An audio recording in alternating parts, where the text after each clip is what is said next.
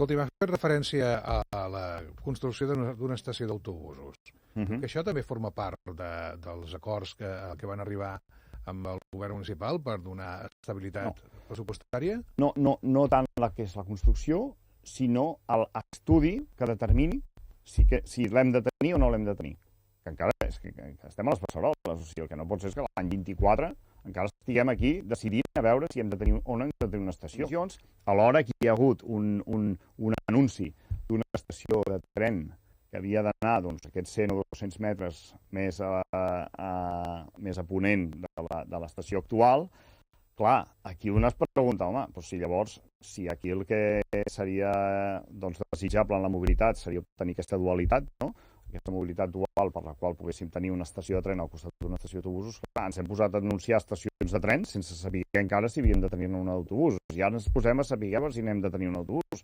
A parer seu, on hauria d'estar ubicada aquesta estació d'autobusos? A veure, jo a parer meu, clar, la idea seria, clar, el més lògic seria que estigués a prop de l'estació de tren.